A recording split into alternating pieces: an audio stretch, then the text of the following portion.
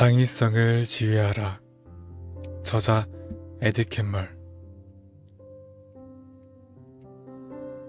창의성을 지휘하라의 저자 에드 캔멀은 픽사의 창업자 중 한 명으로서 토이스토리 1을 성공시킨 후 픽사를 창의적이고 끊임없이 성장하는 회사로 만들기 위한 깊은 고민을 했다.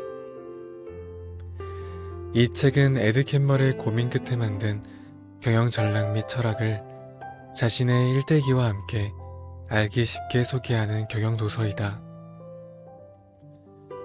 영리하고 창의적인 기업들이 성공 후 실패하는 근본적인 원인을 분석하고 그 함정에 빠지지 않기 위한 방법들을 이야기한다. 이야기의 시작은 에드 캔멀의 유년기부터 시작한다. 1956년 4월 일요일 저녁, 에드 캔멀에게 인생 진로에 결정적 영향을 미치는 일이 발생했다. 이날 저녁에 방영한 디즈니 프로그램의 제목은 애니메이션 스토리는 어떻게 구상하는가였다. 애니메이터가 쓱쓱 그린 도널드 덕이 시간이 점차 지나면서 살아 움직이기 시작했다. 에드 캔멀은 애니메이터가 종이 위에 그리는 것은 단순한 선이 아니며 살아있고 감정을 느끼는 개체라 생각하며 애니메이션에 매료되었고 애니메이션 업계 일원이 되고자 하는 계기가 되었다. 그 후 그는 물리학을 전공 후 컴퓨터 공학 학위를 받고 디지털 애니메이션을 목표로 나아갔다. 토이스토리 1의 성공 이후 그는 목표를 이루고 목표가 사라지자 허탈감을 느꼈다. 그러나 남은 일은 픽사를 경영하는 것이라 생각하였고 거기에 더하여 성공한 기업들이 은연중 간과하여 실패하는 경영 방식에 대해 고찰하고 해결점을 찾아 픽사를 무너지지 않고 끊임없이 성장하는 회사로 만드는 것을 제2의 목표로 삼게 된다. 에드 캔멀의 경영 철학 중 내게 감명 깊었던 두 가지를 추려 이야기하고자 한다. 첫째, 평범한 팀이 좋은 아이디어를 받아 작업하면 아이디어를 망칠 것이다. 탁월한 팀이 평범한 아이디어를 받아 작업하면 아이디어를 수정하든지 더 나은 아이디어를 낼 것이다. 팀을 제대로 구성하면 제대로 된 아이디어가 나올 확률이 높아진다. 이 말을 한마디로 풀면 아이디어보다 인재가 중요하다는 것이다. 에드 캔멀은 사람에게 초점을 맞추는 것이 모든 창조적 사업의 핵심 성공 비결이라고 말한다.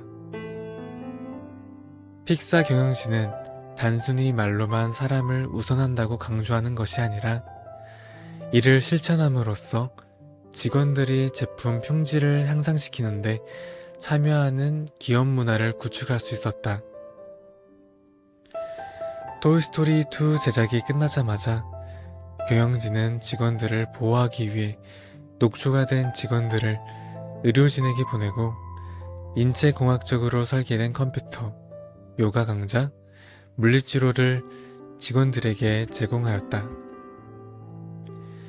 직원들은 건전지처럼 쓰고 버리는 부품이 아니며 기업을 오랫동안 유지하고 싶은 경영자라면 직원들이 기업의 성과를 위해 모든 것을 희생하는 사태가 발생하지 않게 개입하고 인간적으로 살 수 있도록 배려해야 한다는 점을 강조한다.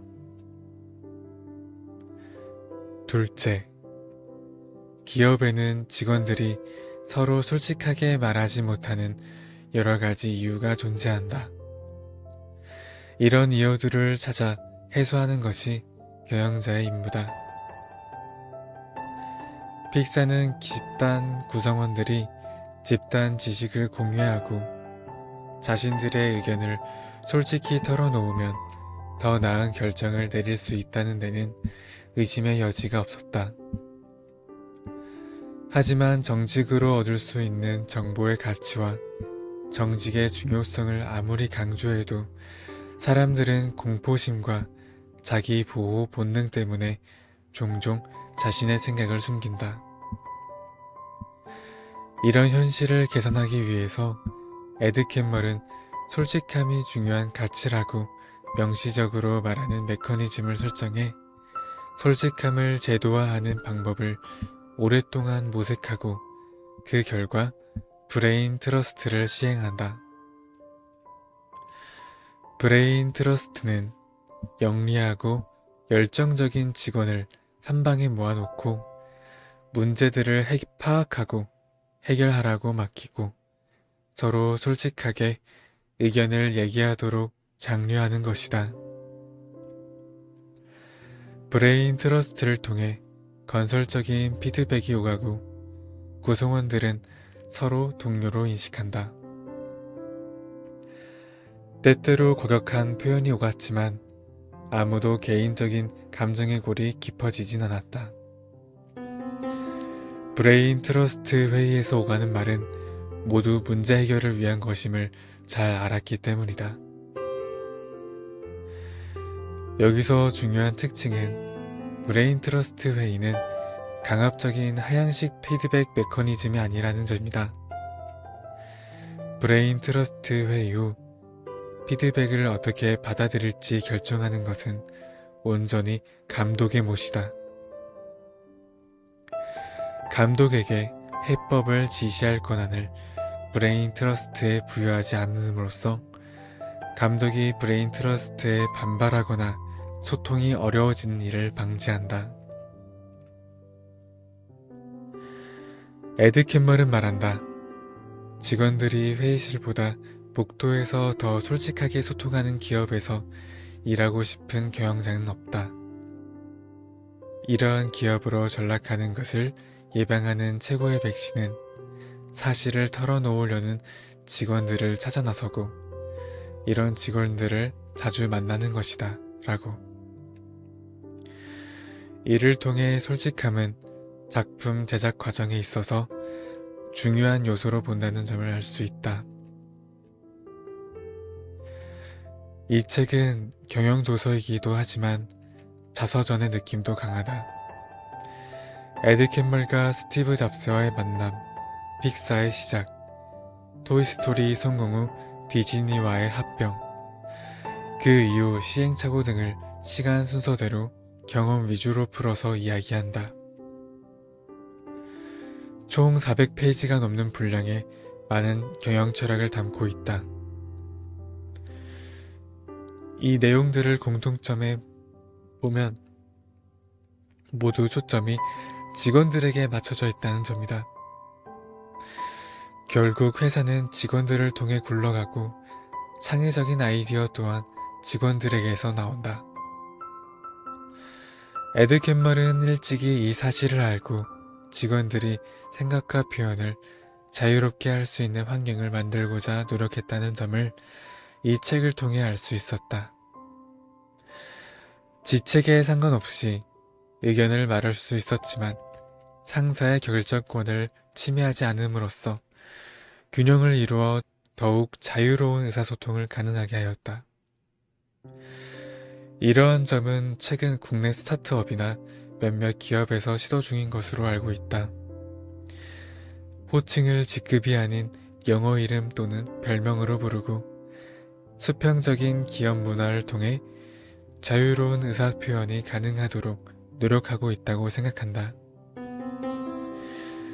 책의 내용이 많기는 하지만 저자가 자신의 경험을 풀어서 이야기해 줌으로써 이해하기 용이했다.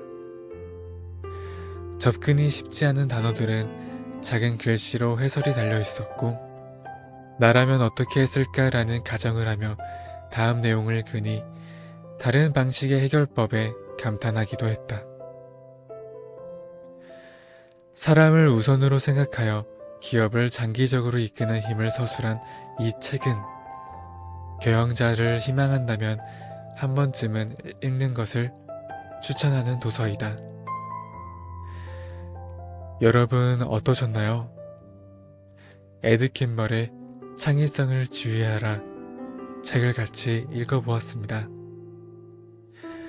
이상으로 CTL의 서재 오디오북을 마치며 인사를 드리겠습니다. 감사합니다.